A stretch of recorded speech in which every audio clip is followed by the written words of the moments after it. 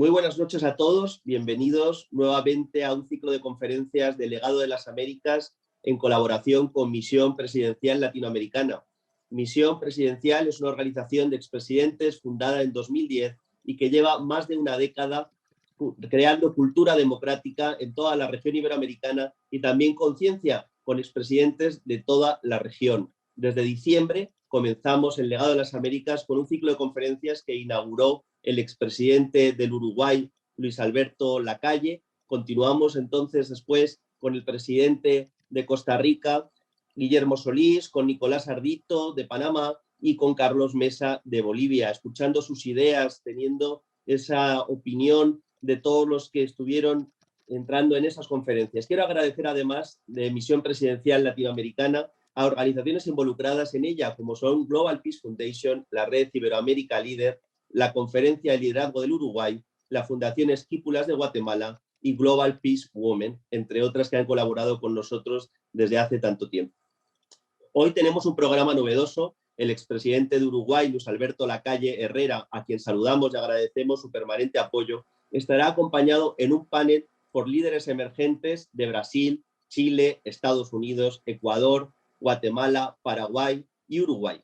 Ellos le plantearán una serie de interrogantes al expresidente Lacalle que agruparemos bajo el título de Experiencias y enseñanzas de un gobernante.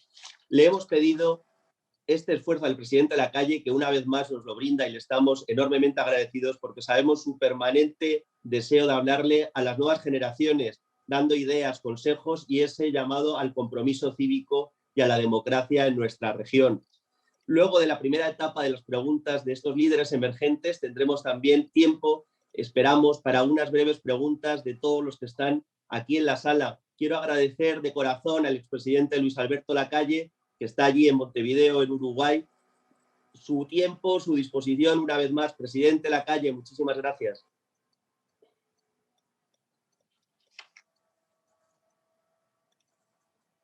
Presidente, ¿me escucha?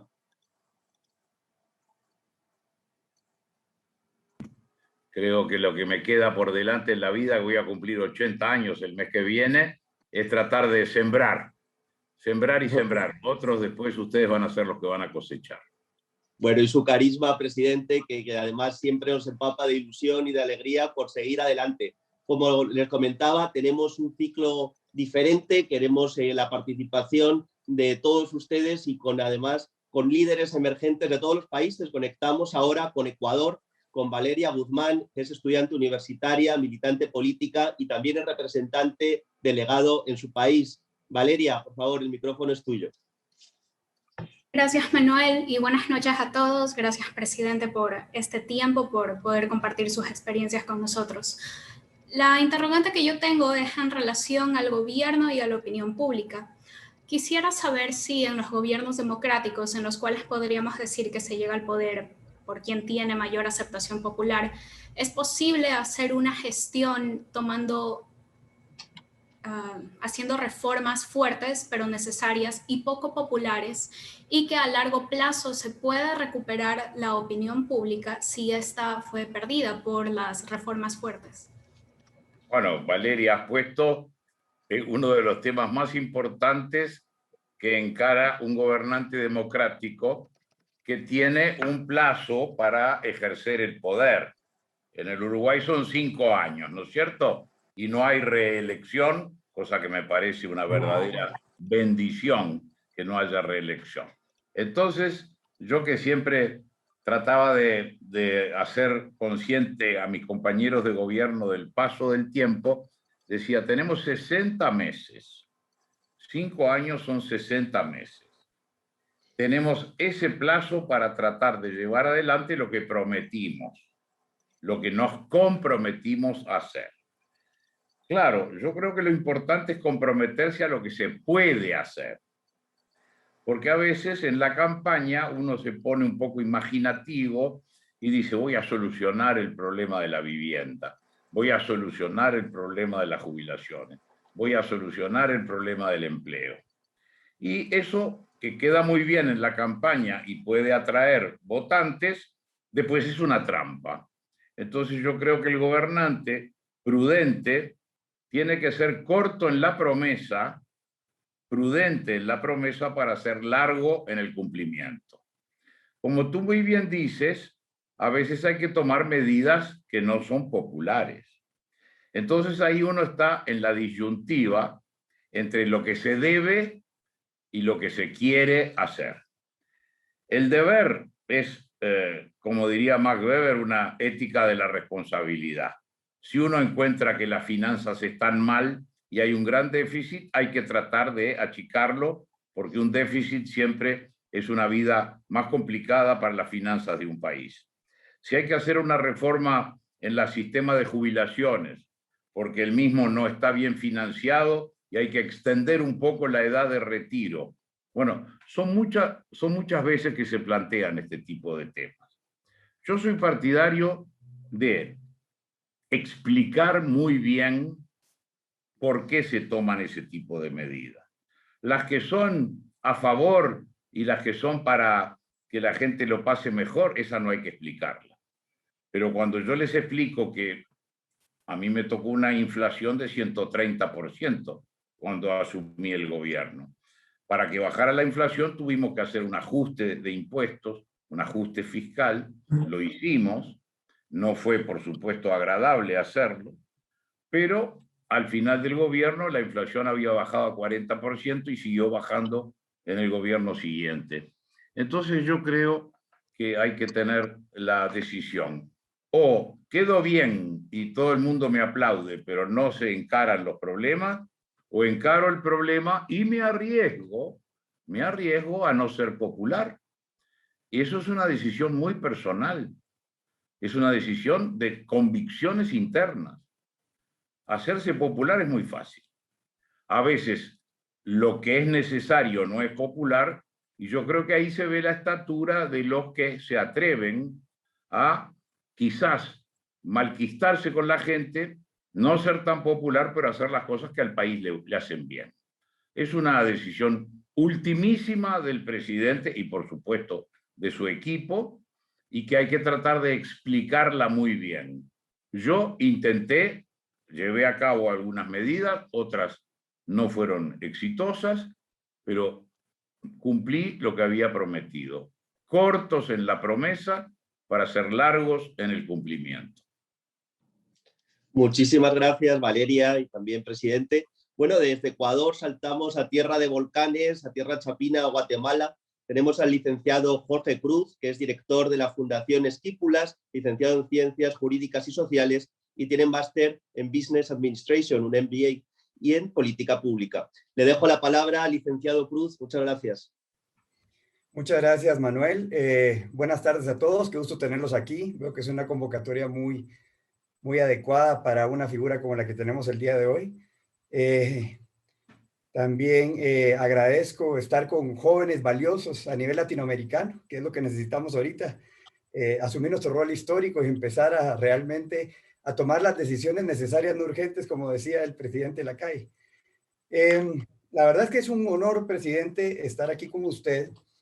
Y yo conozco su experiencia, es más, lo escuché en los foros regionales Esquipulas de la Fundación. Ahí estuve. Con Olinda y con Vinicio. Sí, correcto. Y no, usted, en relación a la pregunta que le hacía Valeria, precisamente si tomar las decisiones de acuerdo a lo que es popular o a las encuestas o a lo que es necesario, también en la experiencia política uno se da cuenta de que hay coyunturas críticas. Dentro de su partido, el Partido Nacional, yo sé que usted asumió un liderazgo, viene de una familia de líderes, su hijo hoy es presidente de Uruguay.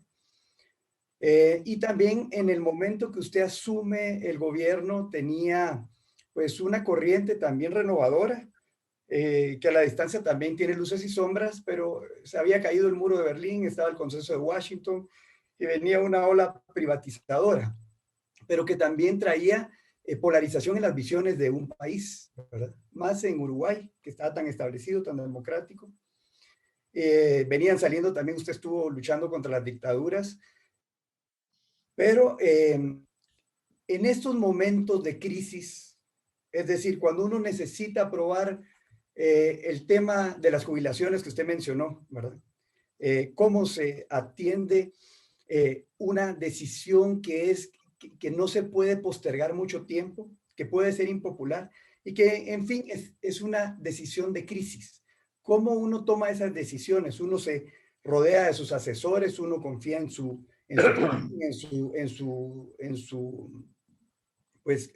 pensamiento, en su instinto. ¿O cómo es que usted hizo ese proceso de toma de decisiones? Porque vemos que ahora a nivel latinoamericano está la crisis de la democracia. Hay grandes problemas en estos temas y a veces pareciera ser que los gobernantes se quedan solos y muchos de ellos son muy jóvenes. ¿Cómo se toman las decisiones en tiempos de crisis, presidente? Sí, muy buena la pregunta, porque a mí me gusta siempre poner dos palabras para describir la toma de decisiones del presidente de la República, que es la última palabra, ¿no es cierto? Los ministros, los asesores traen propuestas, pero el sí o el no, para acá o para allá, la decide el presidente. Segundo, nunca son decisiones entre blanco y negro, entre lo bueno y lo malo. Generalmente entre buscar el mal menor, o decisión lo más gris o lo menos gris que se pueda. No es clarito así, el bien contra el mal. Yo creo que hay dos palabras. Primero, la soledad del poder es verdad. Es decir, cuando llega al despacho del presidente, para los que somos creyentes, arriba está Dios. Pero en este mundo yo soy el último que tengo que resolver. O sea, se resuelve en soledad. Y por eso hay que estar sereno, hay que estar descansado, no hay que resolver lo primero que a uno se le ocurre, hay que preguntar, pero la palabra final es la del presidente, en soledad. El poder se ejerce en soledad. Pero no se debe ejercer aislado. Una cosa es estar solo en el momento de decir sí o no, para acá o para allá, y la otra es estar encerrado. Hay que estar abierto. El peligro más grave que tiene el poder desde que existe la humanidad es el círculo. ¿Por qué? Bueno, porque la gente se acerca, por 1000 razones, no vamos a entrar en cuáles son ellas. Le gusta más decir cosas agradables que desagradables. Y uno mismo como ser humano le gusta más que le digan, che, qué popular que sos. La gente está encantada, a que le digan, la gente está furiosa y vas por el mal camino. Para romper ese círculo, que es sutil, porque uno no se va dando cuenta, pero un buen día resulta que ve siempre a las mismas 10 personas, a los 3 secretarios, a los 12 ministros, a los 25 diputados, romper el círculo y romperlo vinculándose bien lejos del círculo. Yo siempre recuerdo un par de amigos que a veces no me gustaban sus visitas, porque me venían a decir cosas que no me gustaban. Me venían a decir, mirá Luis Alberto que estás metiendo la pata, como se dice vulgarmente, te estás equivocando en esto, esto y esto y esto. Y a la distancia les tengo que agradecer, porque esos eran los que estaban con la conexión, el cable a tierra, con la realidad. Entonces el presidente romper todo lo que las veces que pueda el círculo, ir a la sociedad y decir, a ver, que venga un empresario, que venga un dirigente campesino. Me voy a una escuela rural sin nadie y escucho a la maestra. Hacer como una especie de, no es una encuesta, pero un contacto con el mundo real por encima de la casa de gobierno, por encima rompiendo el círculo del despacho. Entonces, dos conceptos. Se ejerce en soledad, pero no debe ejercerse en aislamiento. Esta es para mí la fórmula, quizás la primera del presidente de la República. Cuidado con los círculos, cuidado con el encierro, cuidado con la corte. A la mayoría de los reyes y a las monarquías la perdió la corte. A muchos presidentes los pierde y los hace ir mal el círculo más próximo. Muchísimas gracias, don Jorge. No sé si quieres añadir algo más. No, agradezco la respuesta y creo que da muchas luces, ¿verdad? Muchas luces para los actuales dirigentes. Gracias. Y cuando te toque, acordate que hay que hacerlo así. Bueno, y desde Guatemala nos vamos a su tierra, al Uruguay.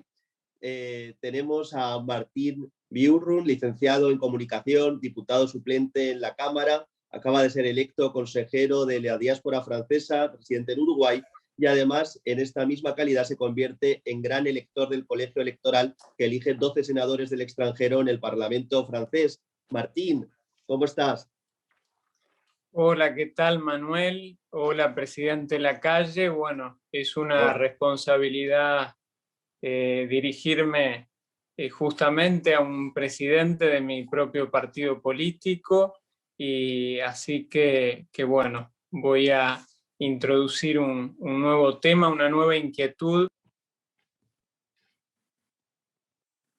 Se fue Martín. Bonsoir, Martin. ¿Cómo vas-tu?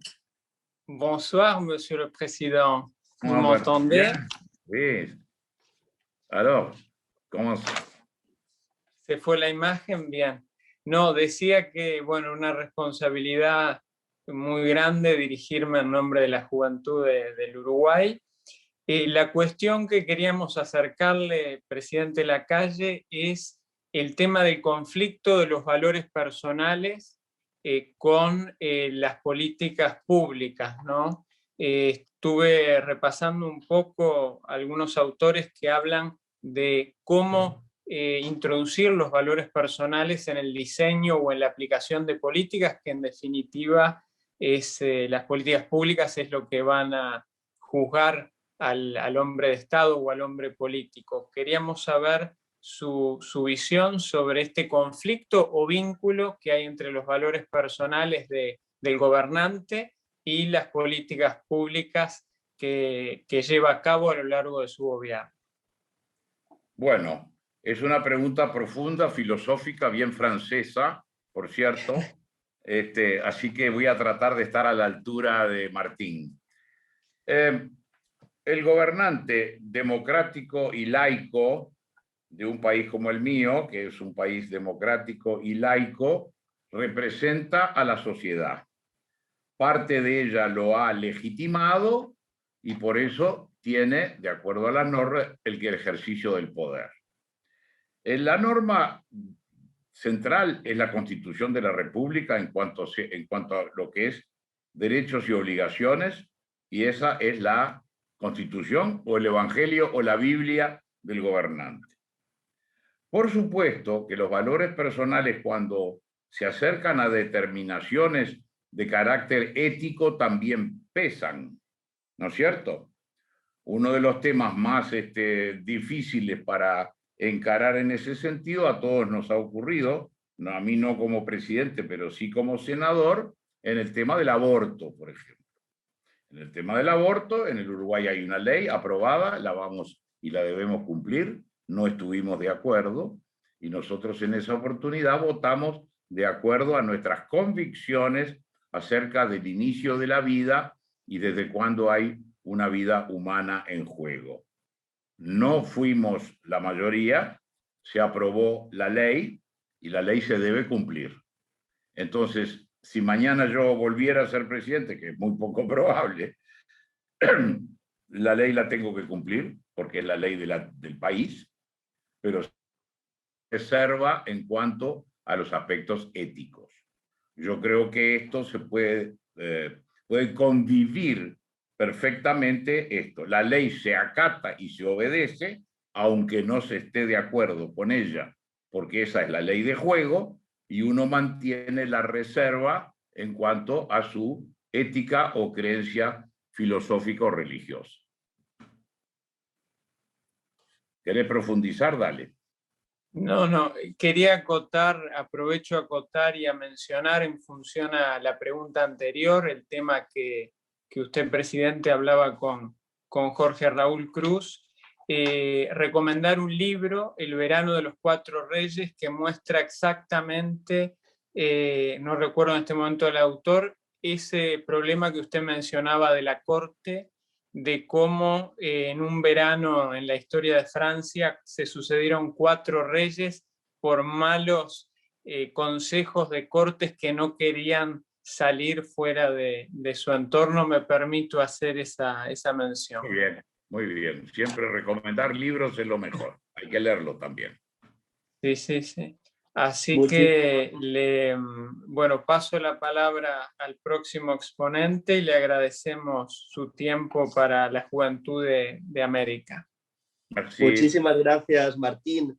Me avisan del equipo técnico si Andrea Ojeda está, pero continuamos con Paraguay. Nos vamos del Uruguay hasta su vecino Paraguay con Alcides Vera. Él es licenciado en Ciencias de la Educación y también en Administración de Gestión Pública y docente universitario, también formador de líderes juveniles.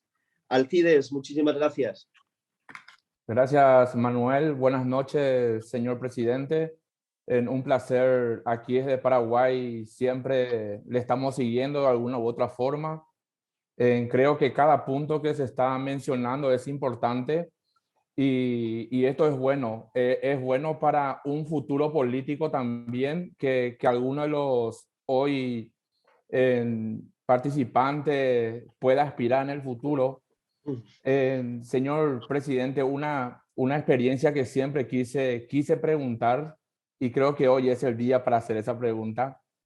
Muchas veces nosotros en las elecciones elegimos al presidente de la República y a su vez elige a su equipo de trabajo, o sea, a su equipo de gobierno, ya sea presidente de entes, ministros.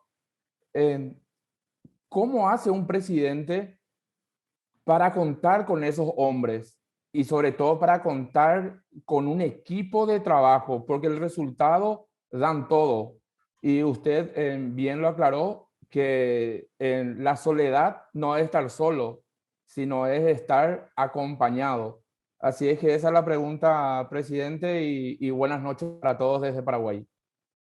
Bueno, Alcides, antes que nada decir que ñanderetá Paraguay. Tú después le explicás a los muchachos lo que quiere decir eso. Yo lo digo con mucho orgullo, ñanderetá. Por supuesto, el resultado electoral no solamente da el triunfo a un presidente, sino que en un sistema democrático la segunda respuesta que da la gente es tremendamente importante, es cómo está integrado el Parlamento. Porque ahí puede tener un presidente electo legítimamente por una mayoría, pero no tener mayoría parlamentaria. Y lo primero que uno tiene que hacer es tratar de asegurar una mayoría parlamentaria operativa. Es decir, tener 4 o 5 leyes fundamentales ya preparadas y saber que se pueden aprobar. ¿Por qué? Porque se gobierna por leyes, sobre todo en la materia más profunda, las decisiones más trascendentes. El equipo se tiene que elegir, para mí, en contacto con los legisladores. ¿Por qué? Porque yo quiero ministros que pueden integrar el mismo partido o ser de otros partidos. Nosotros hicimos un gabinete de coalición con el Partido Colorado del Uruguay. Acuérdense que nosotros, Partido Nacional, Partido Colorado, somos los partidos de los más antiguos del mundo. Tenemos 184 años de vida. Bueno, uno a veces dice, voy a hacer un gobierno de coalición, del otro partido le corresponde la cartera tal, tal y tal. La designación de los ministros en esa circunstancia tiene dos padres, digamos. Me lo propone el partido con el que estoy haciendo la asociación y yo lo designo. Y ahí en los colaboradores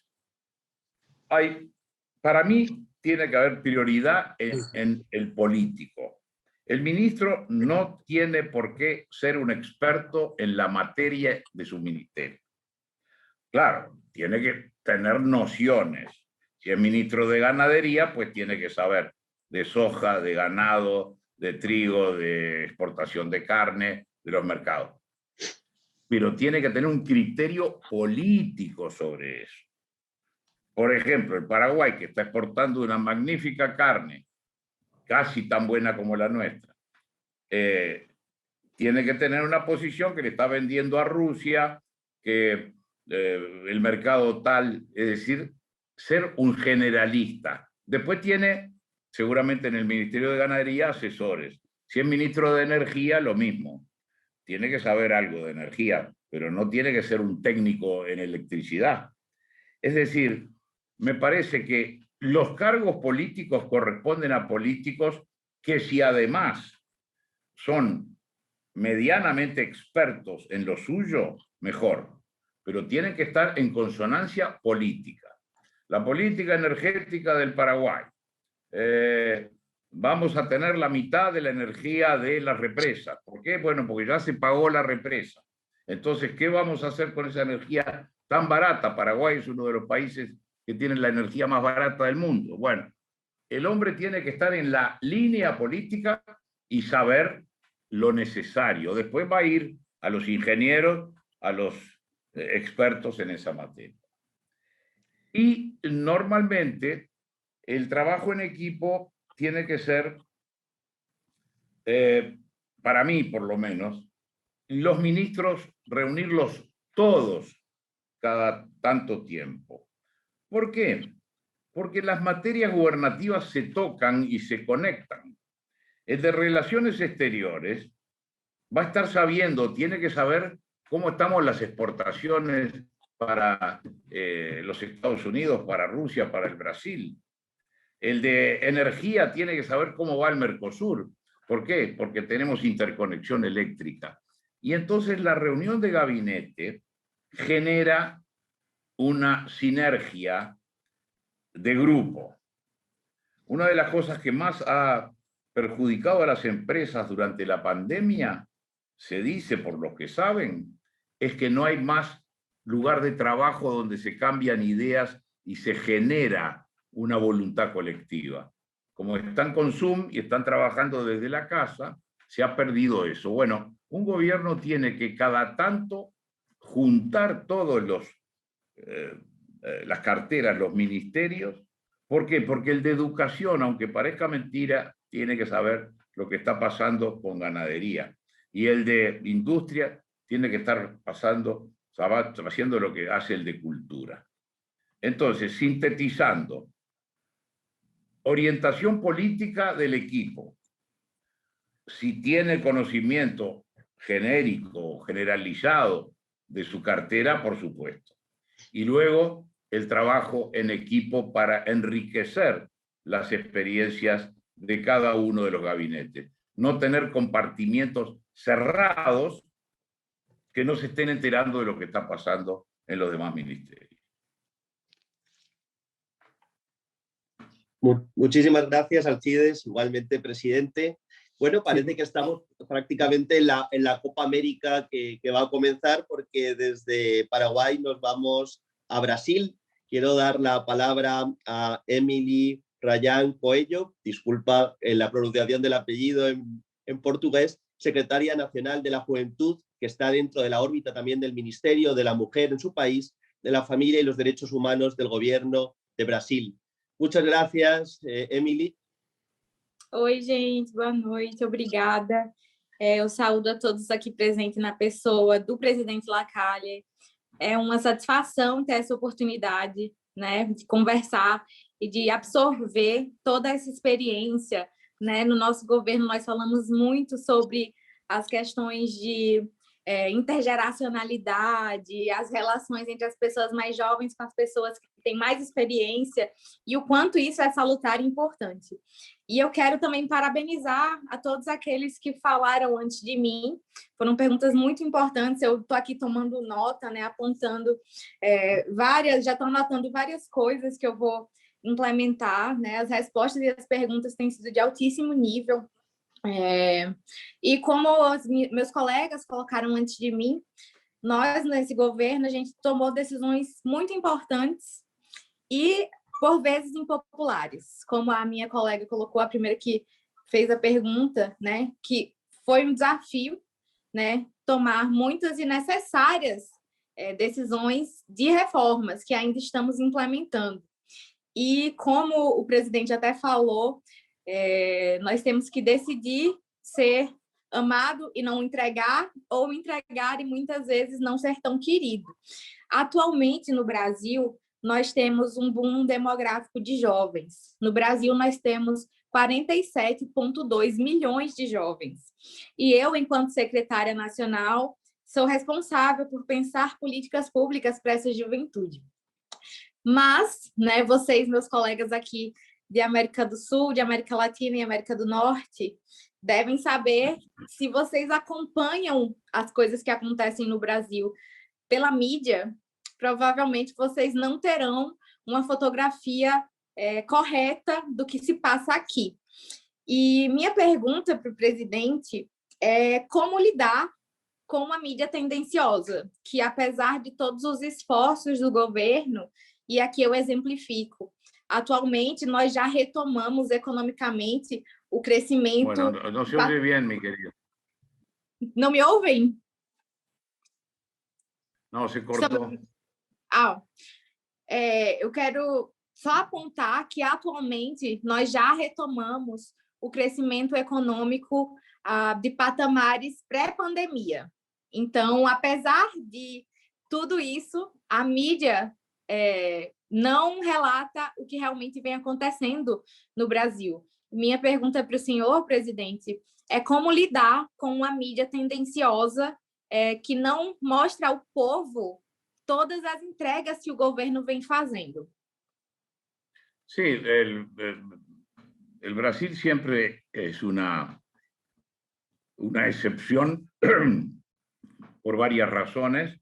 Es un país que ha tenido siempre una política nacional inteligente, es un país que tiene una conciencia de su importancia, es un país que ha tenido durante mucho tiempo unas clases dirigentes que han sido capaces, primero, de formar un país donde había un continente, y creo que la continuidad de las políticas del Brasil es lo que le ha dado a veces frente a las repúblicas hispanoamericanas una ventaja. El imperio le puso al Brasil un sello de continuidad, de futuro importante en su política exterior y, por ejemplo, en las políticas industriales.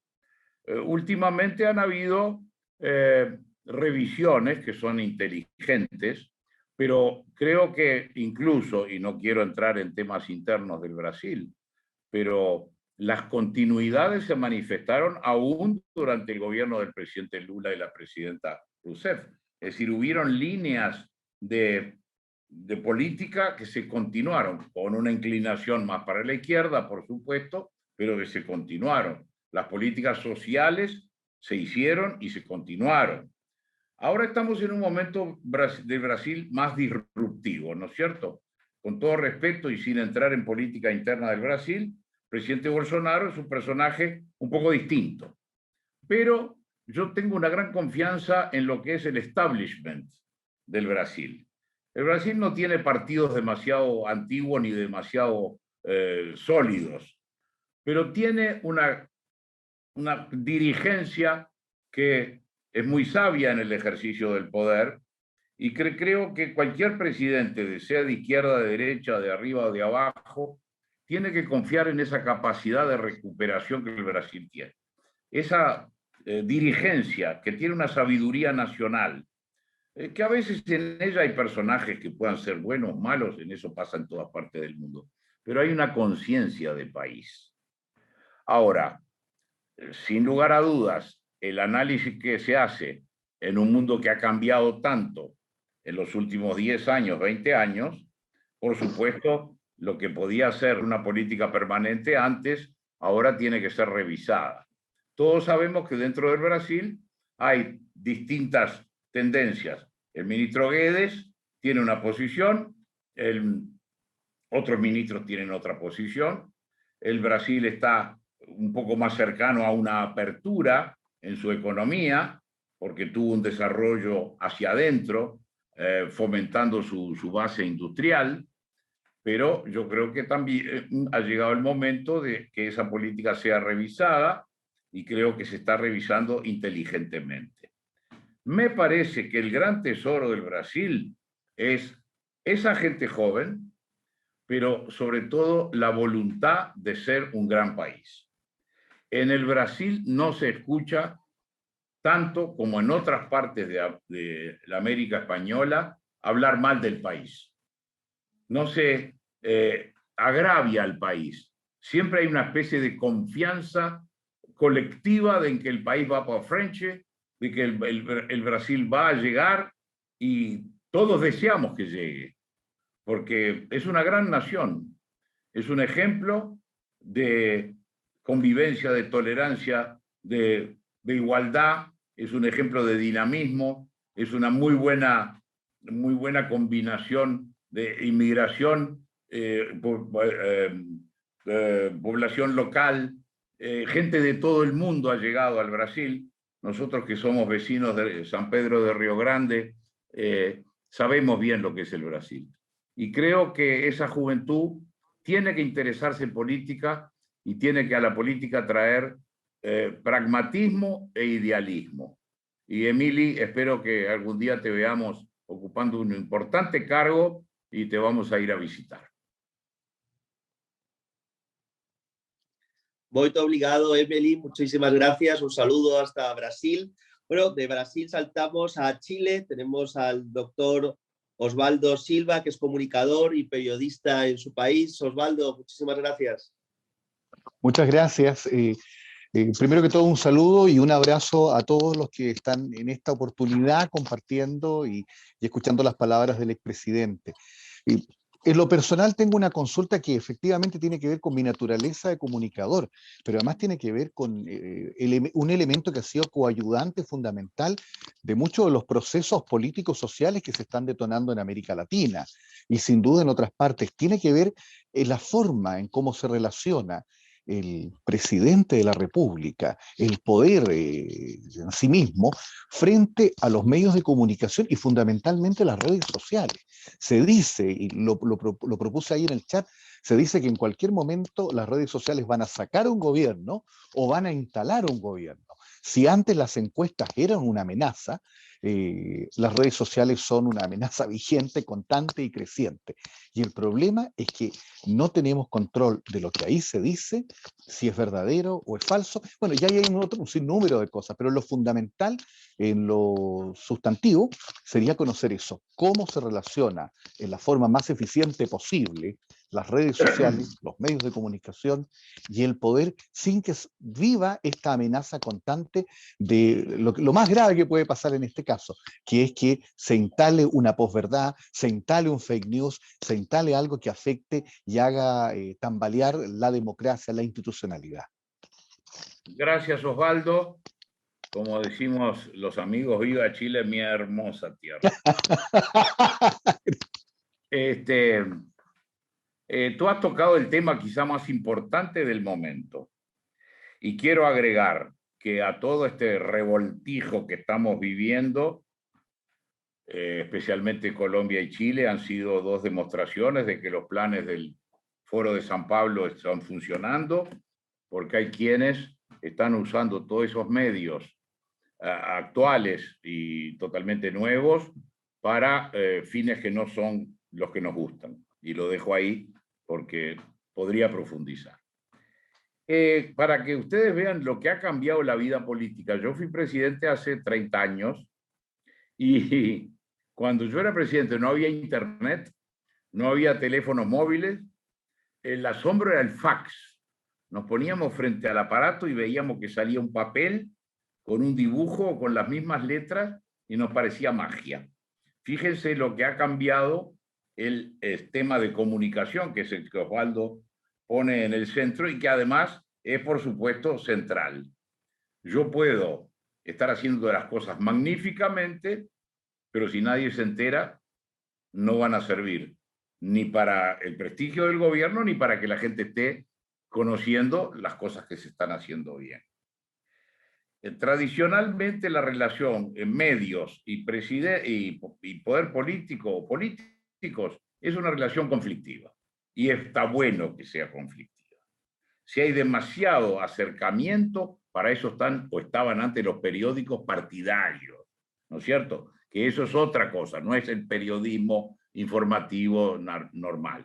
El periódico con bandera, que ahora hay periódicos digitales partidarios o páginas de los partidos. La relación con el periodista tiene que ser de respeto, tiene que ser sincera, tiene que haber off the record. Yo tengo que poder recibir a un periodista en la Casa de Gobierno y darle una cantidad de datos y decirle esto lo tenés que saber, pero no lo vas a publicar. Estoy ayudando a que sepas lo que está pasando, pero esto no es noticia. Esto es información para tu mejor desempeño. Y el periodista tiene que ser leal y decirle, mire, presidente, yo voy a publicar exactamente todo lo que me diga. Yo siempre tenía la precaución de prender mi propio grabador. ¿Por qué? Porque siempre la versión guardada es mejor y sirve.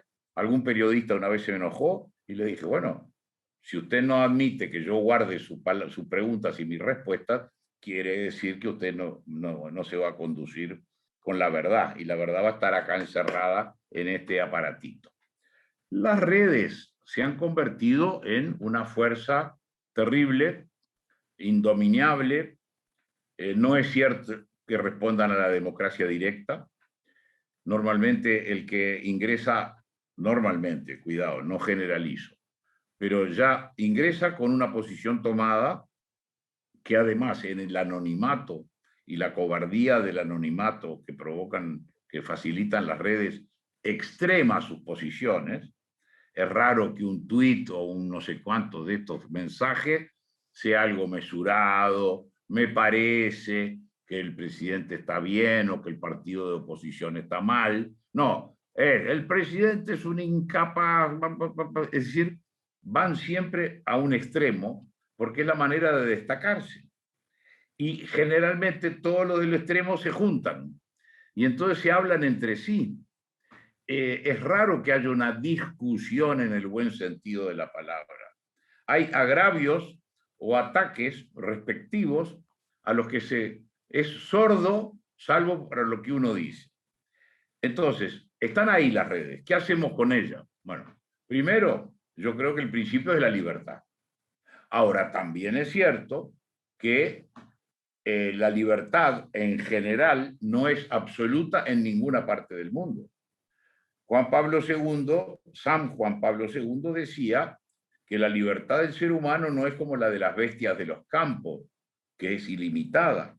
La libertad del hombre está regulada por la razón, debe estar regulada por la razón. Y la razón es la ley, que es la que ampara la libertad, que se ejerza dentro de determinados parámetros. ¿Cómo ponemos esos parámetros? Yo prefiero que haya desmadre en el camino de la libertad que excesiva represión o control.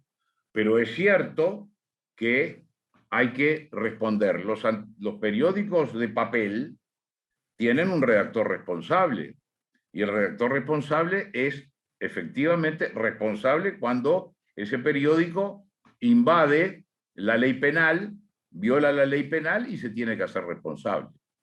Aquí en el Uruguay, por ejemplo, en las redes sociales, hace ya un tiempo, pero 2 veces, al actual presidente de la República, mi hijo Luis Alberto, lo acusaron de haber matado a una persona con el automóvil y que yo lo había rescatado de que no le pasara nada. Bueno, por supuesto, nunca mató a ninguna persona, ni yo lo rescaté. Y Luis logró en los tribunales que ese mismo señor que escribía en las redes, en las propias redes, tuviera que decir y confesar que eso era mentira. Es muy difícil hacerlo. En este caso hubo una suerte. Pero yo creo que ahí está lo que tiene que aparecer como gran defensa del sistema, que son partidos políticos muy en contacto con la realidad y con la gente. Pero partidos que están organizados para actuar en el Parlamento, para actuar en la prensa normal y para participar en las redes. Para participar en las redes. ¿Por qué? Porque no hay nada peor que dejar espacio vacío. El poder es como el gas, odia los vacíos. Y si nosotros no ocupamos lo que creemos de esta manera, no voy a decir lo que somos buenos, pero lo que tenemos ciertas convicciones, dejamos los lugares, vamos a vivir momentos muy difíciles. ¿Por qué? Porque si por un lado hay fuerzas que quieren el caos y que quieren que que las democracias caigan, que las hay y existen, están organizadas, tienen nombre y tienen apellido. Y por otro lado, nosotros no actuamos, vamos a tener circunstancias como las que vivió Chile, como las que está viviendo Colombia, que tienen, el caso de Colombia es bien claro, las manifestaciones. El presidente Duque lo ha dicho, las manifestaciones bienvenidas, y se hacen en general en paz. Piden, bueno, será bueno o malo o demasiado lo que piden. Pero de noche y apenas se va la luz, aparecen 200 personas que están encantadas de convertir eso en quemar automóviles, romper vidriera, tirarle la pedrada a la policía, y después entonces eso se convierte en las máquinas de propaganda negativa para nosotros, por supuesto, se convierte en pobre Colombia, los derechos humanos se están violando. Ahora, el derecho humano del policía a que no le rompan con una piedra la cabeza, y el derecho humano del que va transitando y quiere que la policía lo proteja, a veces se olvida. Estamos en ese sentido en una lucha cultural. Y América va a ser de nuevo el territorio de la disputa. Yo no estoy para dar consejos, siempre digo que a esta altura de la vida formulo sugerencias. Yo llamo a la militancia estricta y apasionada en los partidos políticos. Elijan el partido que quieran. Siendo un partido que tiene camino democrático, organización democrática y aspiración de llegar al poder democráticamente, métanse en los partidos, figuren en los partidos, y en la parte que les corresponde o le corresponda de participación en el Facebook, las redes y todo eso, no dejar espacios vacíos, pero no entrar tampoco en la política cobarde de la calumnia, del agravio y de las acusaciones sin pruebas. Muchísimas gracias, Osvaldo. Un abrazo enorme hasta Chile. Decirle, presidente, estamos recibiendo mensajes de todos los rincones de América, en especial uno que acabo de ver desde La Habana, Cuba, que sé que usted guarda también mucho cariño a los hermanos cubanos y a la lucha por la democracia allí en la isla. Bueno, para clausurar este turno de preguntas, me toca a mí. Yo le guardo un cariño muy especial desde que aceptó la invitación a Zaragoza, España, en el 2014, y contarle también que incluso ese mismo año estuve viviendo la experiencia de militar allí en su país, en Uruguay, en la primera vez que se presentó su hijo, Luis Alberto Lacalle, a la presidencia. Y de verdad que nunca le puedo estar, todas las palabras que le diga son pocas en agradecimiento, y además, obviamente, los distintos lugares que nos hemos visto. La pregunta que tenía, bueno, ha sido ya expuesta a lo largo de este panel, que se resume en la soledad del poder, pero también en el peso de esa responsabilidad en la toma de decisiones. No sé, dentro de todo lo que hemos hablado, qué conclusión nos quiere dejar al respecto, y también hacer un hincapié en el tema de la situación en nuestra América para finalizar, ¿no?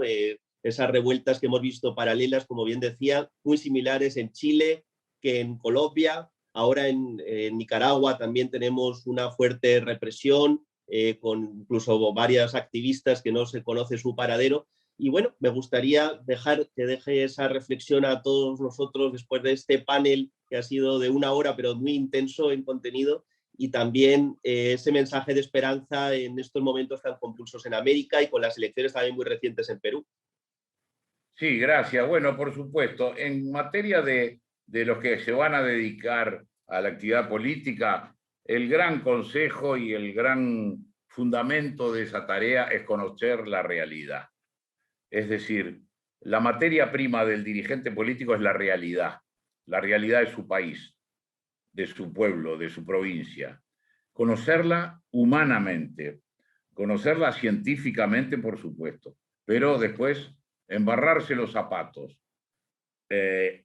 llegar a los niveles más populares, conocer al ser humano que hay detrás del problema. La estadística a veces es peligrosa. Saber que hay 8% de desocupados, muy bien, es importante. Pero verle la cara al que no trabajó y no va a trabajar mañana tampoco, es importante también. Individualizarlo, conocer la realidad. En cuanto al tema de América, por supuesto, pero fíjense cuánta menos importancia le dan ciertos sectores a lo que ocurre en Nicaragua que a lo que ocurre en Colombia. Y entonces estamos en América en una lucha cultural. La izquierda por ahora va ganando la lucha cultural. Y nosotros tenemos que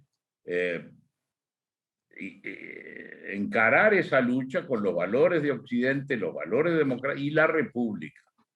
La democracia, pero sobre todo la república. Fíjense qué curioso, todavía no hay presidente en el Perú, ¿no es cierto? Pero no voy a intervenir, además a esta altura mi intervención no cambia nada. Pero el señor Castillo viene con una receta que fue la misma receta de Chávez. Ganar popularmente, muy bien. Nadie puede decir que Chávez no fue electo y que si mañana Castillo gana no ha sido electo. Vamos a no meternos en líos. Supongamos que es electo. Pero inmediatamente, ¿qué dice? Reforma constitucional. Reforma constitucional que estoy leyéndola antes que la presente. Va a ser reelección, va a ser modelo bolivariano, va a ser disminuir el poder del Poder Judicial. Es decir, hay una receta y delante nuestro se está planteando. Eso es lo que tenemos que tratar de precaver, que no nos ocurra eso. Cuidado con ese modelo. Y yo creo que el Foro de San Pablo y el Acuerdo de Puebla tiene que ser motivo de una conferencia que hagamos un día y pónganse a leer sobre eso, porque miren que ahí está la receta. Fomentar las divisiones en materia de género, el feminismo, fomentar en materia de población indígena, fomentar en materia de analfabetos contra a las academias, ganar las universidades, meterse en la cultura. La receta está y nosotros tenemos que tener cuidado porque esa receta es a la que nosotros tenemos que contraponer la nuestra, que es democracia, república, partidos políticos, participación y ideas positivas. Gracias, gente. Pórtense bien. Así es, presidente. Bueno, le tiendo la mano para hacer un conversatorio especial sobre el Grupo de Puebla también. Quiero agradecer a todos los que han participado, Valeria Guzmán, Jorge Cruz, Martín Biurrum, a Osvaldo Silva, Alcides Vera, Emily Coello y a todos los que nos han seguido, más de 100 personas, a todos los que han hecho posible desde el equipo técnico y por favor, presidente, una vez más nos deja sin palabras por su cercanía, su amabilidad y pronto esperamos repetir, presidente. Sí, señor, que Dios los bendiga a todos. Chao. Un fuerte abrazo. Fuerte abrazo, gracias. Hasta luego, gracias. Muchas gracias, un abrazo a todos, que estén muy bien, cariños.